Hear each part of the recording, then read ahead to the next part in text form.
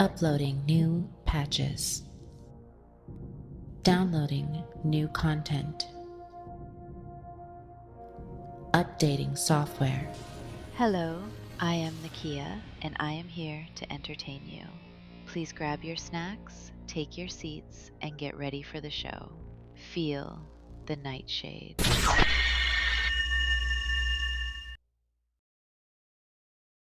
A while since we've seen you anywhere. What have you been up to? Nothing much. I'm not building a bunker or anything like that. Is it true you just use AI for all your work now? That is the most ridiculous thing I have ever heard. Next question. What do you have to say about what's happening in the world today?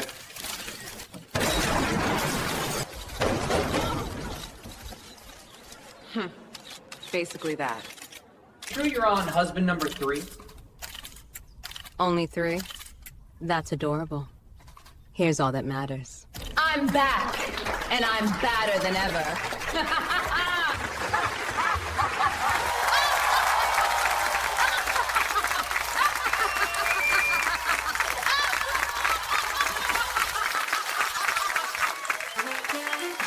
Some call it reinvention. Others call it instinct. She calls it Friday Night. From the woman who's worn 1,000 faces comes a brand new one. Sharper, stranger, and far more fun. Starring the NAKIA Niteshade.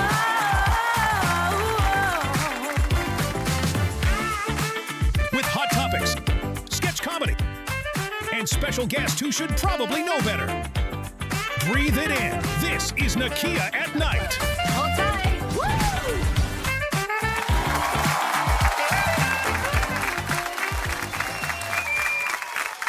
Hi, I'm NAKIA, and if you're watching this in the future, yes, this is my old face. Well, one of them anyway. For the rest of you who are currently sharing in this nightmare with me, we call Earth in the 2020s, welcome to NAKIA at Night. Now, before I get started, I wanted to talk about something I think you've all become very aware of lately: censorship. My relationship with America's version of freedom of speech goes so far back. Okay, not that far back. I've been taking hits here and there for years, but tonight I felt like it was the right time to finally have this conversation with all of you. Now relax. This is the only night I'm going to be serious like this. I'm not here to depress you. This is a comedy show. It's not Indeed. Let's face it, every day right now feels heavy, dark, and depressing. Just opening up TikTok makes me clench. And I prefer to do my Kegels on Saturday nights, not during the morning breaking news, okay? If you don't know me, I used to go by Chase Me Baby.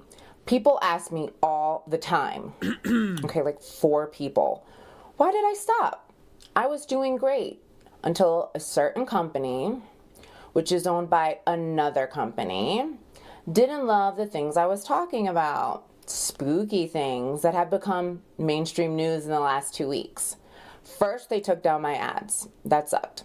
Then they took away my entire channel for 48 hours, and at the time, I didn't know it was only going to be 48 hours. I thought my life was over.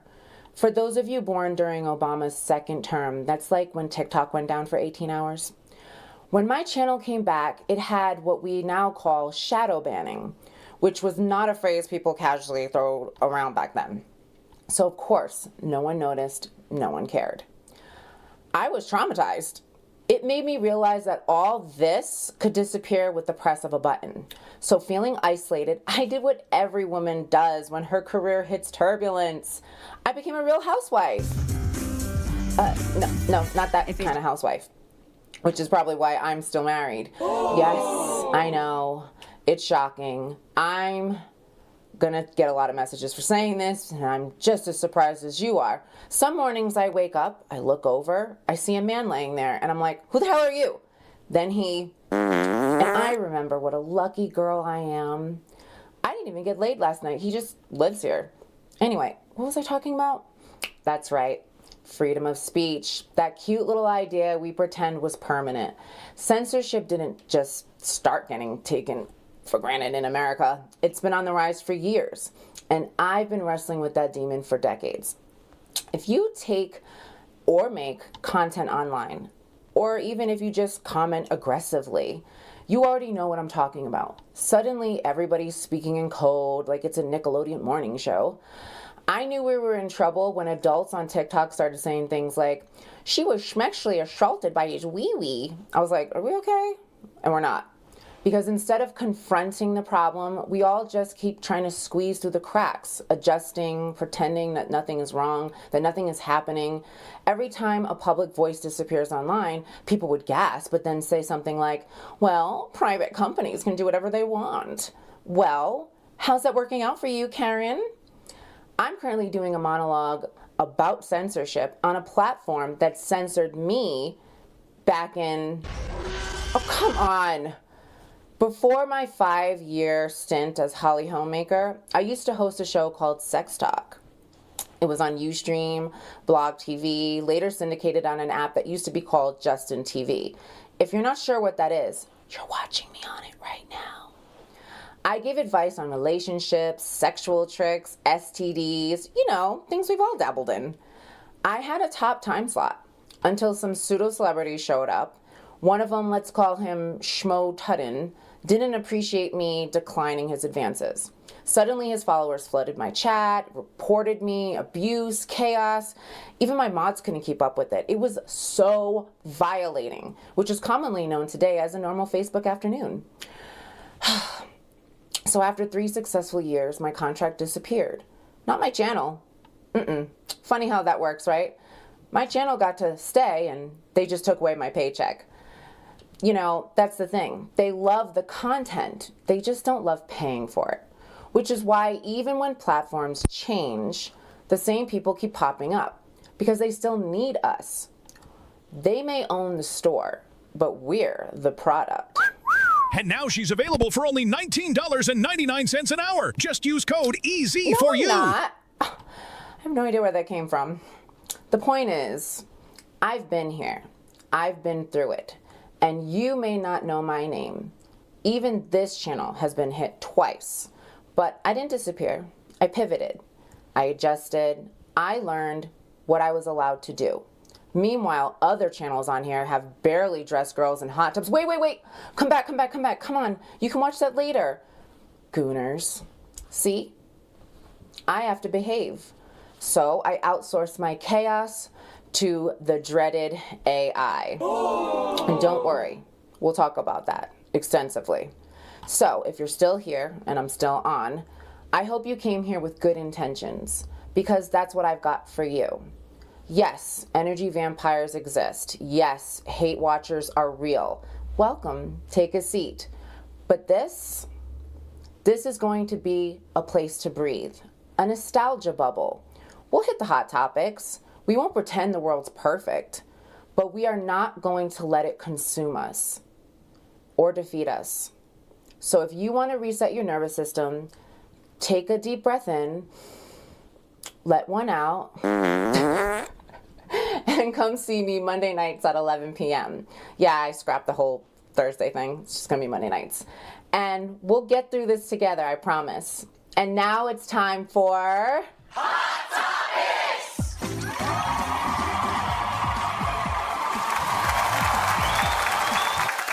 Mom, we're really hungry for a snack. Oh, I know exactly what we need. It's always a good time for Hot Topics.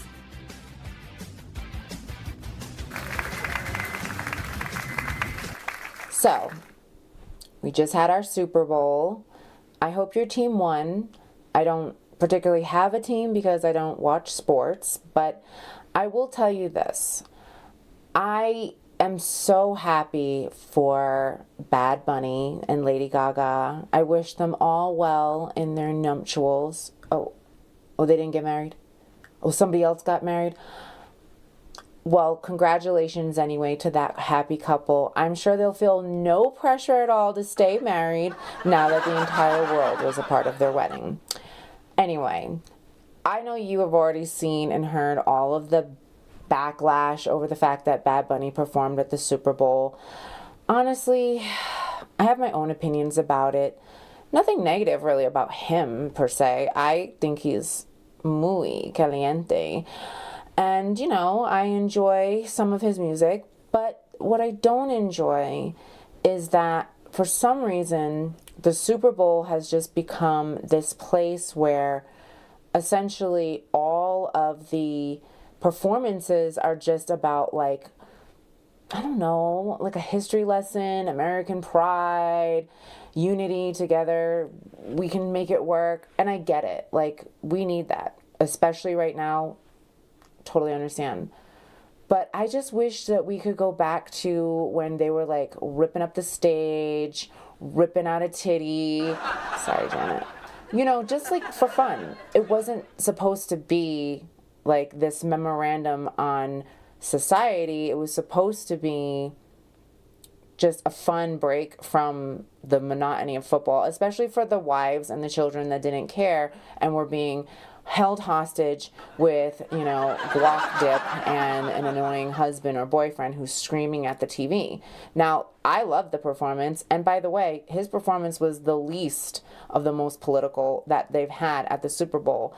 I just don't really think that if we care in America really about what's going on in America, I don't think that we should make that the only thing that we're going to focus in on and do or discuss, because we have so much other things that are super important to talk about, like caricatures, AI caricatures to be specific. Yes, I didn't waste a lot of time talking about the Super Bowl because I literally have nothing to add to that. It was great. I want to talk about the caricatures that have been taking over my Facebook feed, which, by the way, I'm well aware that the dinosaurs from the original part of this performance here, those can play now if they would like to, because pretty much only old people are on Facebook.